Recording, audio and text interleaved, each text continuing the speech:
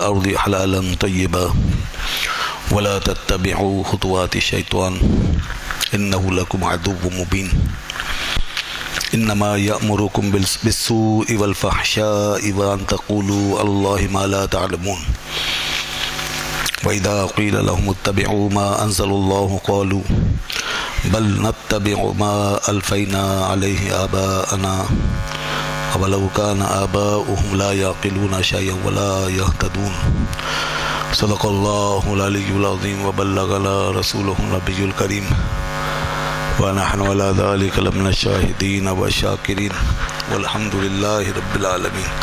درود پاک پڑھ لیجیے. اللهم صل على سيدنا ومولانا محمد وعلى آل سيدنا ومولانا محمد وبارك وسلم وصل عليه صلاة وسلام عليك يا سيدي يا رسول الله وعلى آلك وأصحابك يا حبيب اللہ. یہ آیت نمبر 168 168 اور 169 169 اور 170 170 تین آیتیں تلاوت کی گئی. آپ کے علم ہے سورہ بقرہ ہے اور دوسرا پارہ چل رہا. آج کی آیتوں میں سب سے پہلے اللہ تبارک و تعالی نے رزق حلال کا ذکر فرمایا. حلال چیزیں کھاؤ، حلال کا حکم دیا. فرمایا اے لوگو کلوا مما فی الارض حلالا طیبا، کھاؤ تم اس سے جو زمین میں ہے حلال اور طیب.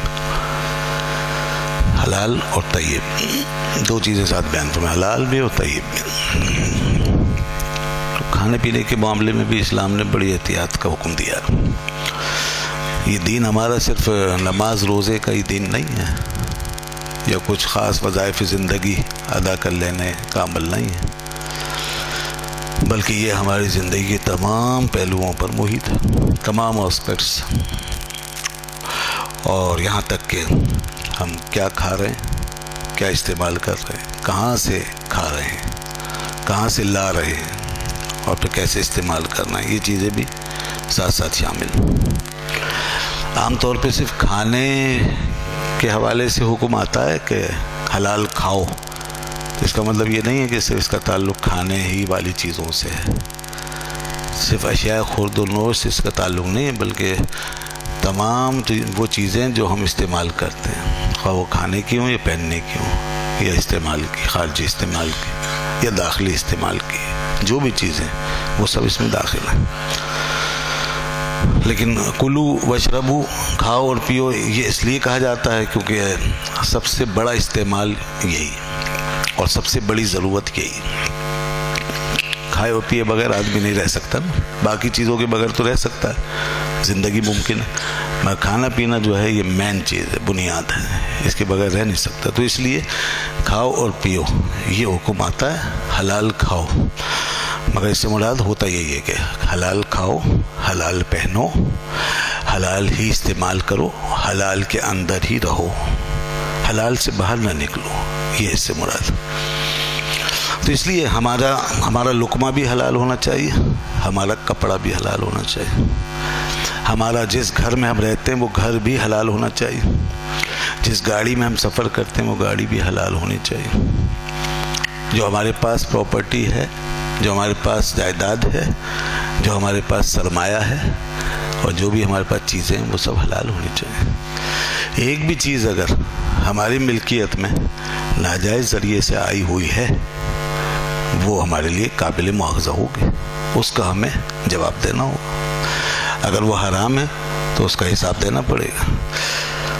اچھا خواہ آپ نے اس کو ہاتھ بھی نہ لگایا ہو، آپ نے لے لیا، حاصل کر لیا اور رکھا ہوا ہے، آپ اس کے مالک ہو گئے اور رکھا ہوا ہے، کبھی آپ نے اس کو ہاتھ بھی نہیں لگایا، ہاتھ تو کجا آپ نے دیکھا بھی نہیں چلیے، مگر آپ اس کے مالک ہو گئے اور وہ جائز نہیں، ناجائز ہے، حرام ہے، ناجائز ذریعے سے آیا، آپ کو جواب دینا پڑے گا، آپ کو جواب دینا پڑے گا.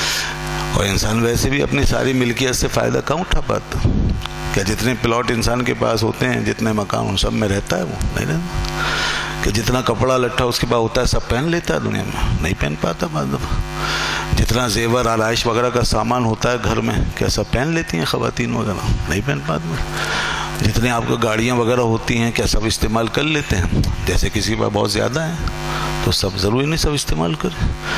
تو بہت سی چیزیں انسان کے پاس ہیں.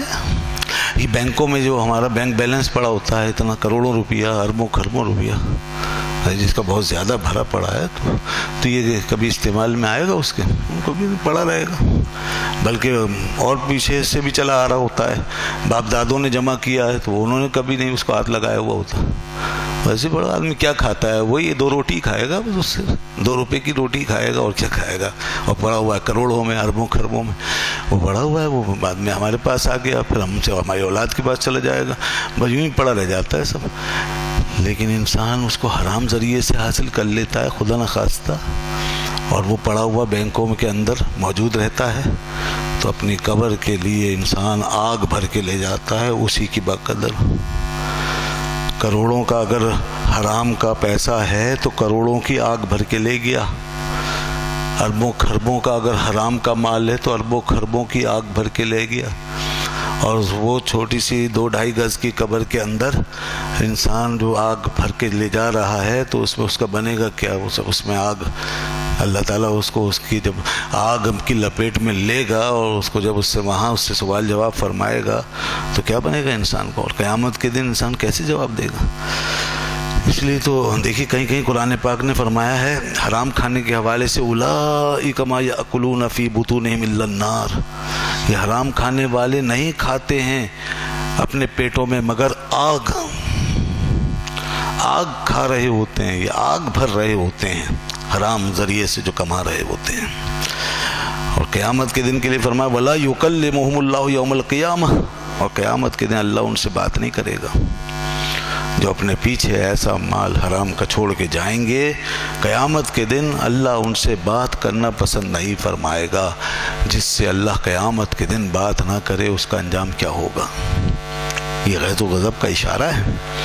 وَلَا يُزَكِّيهِمْ، ان کو پاک نہیں کرے گا.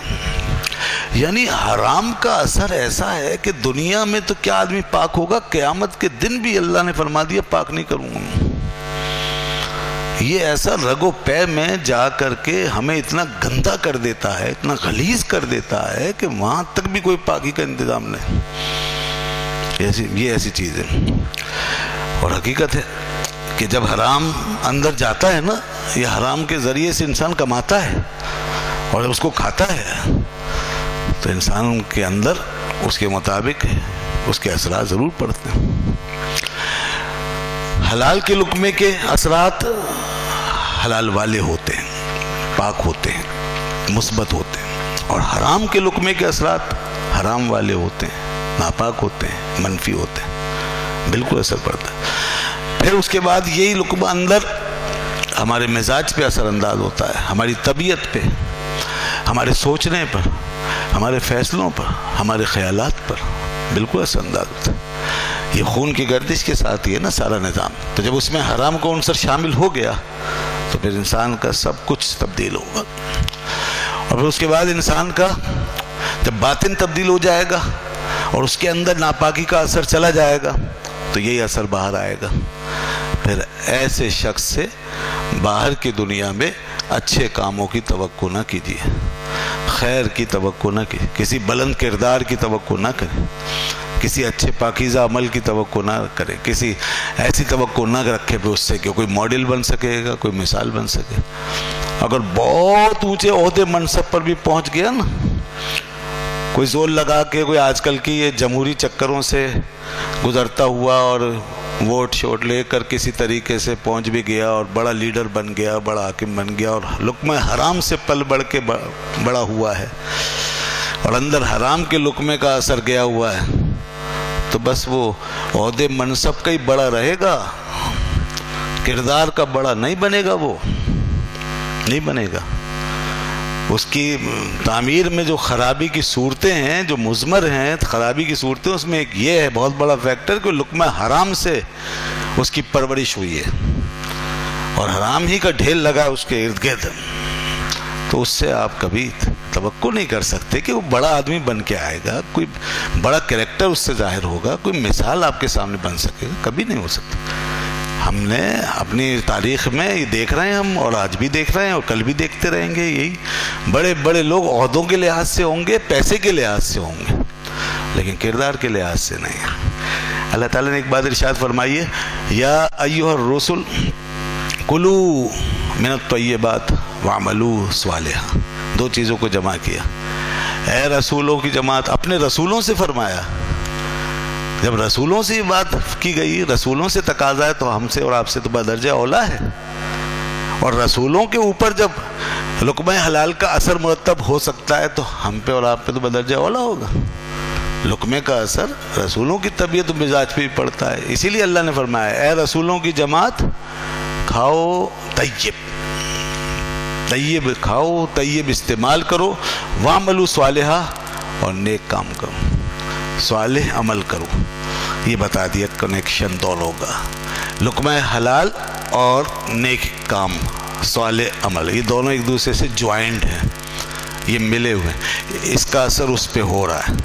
یہ گویا کہ اس کی طرح ہے. لقمہ حلال نیکی کے میکنزم کے لیے, صالح میکنزم کے لیے لقمہ حلال گریس کی طرح ہے, گریس کی طرح. جب لقمہ حلال اندر گیا تو وہ گریس مل گیا اس کو. نیکی کا میکنزم اب فارورڈ ہو گیا, اب مشین تیار, اب وہ پوری طرح چلے گی, آسانی سے عمل ہو. یہ بتایا تھا, ربط ہے, دونوں کا ربط ہے, تعلق ہے. لقمہ حلال کھاؤ, طیب کھاؤ, اور عمل کرو صالح, نیک اور صالح عمل کرو. بڑی کام کی بات ہے, بہت بنیادی بات ہے. اور اسی لیے دیکھیے کہیں یہی کھانے پینے کے حوالے سے ذکر کیا, فرمایا کلوا واشربوا ولا تعثوا فی الارض ولا تعثوا فی الارض مفسدین, کہ کھاؤ پیو اور زمین میں فساد مچاتے مت پھرو. یہ اثر ہے اس کا, کھانے پینے کا معاملہ, اس کا تعلق, اس کا اثر ہماری عملی زندگی اور ہماری اجتماعی ایکٹیویٹی کے ساتھ ہے.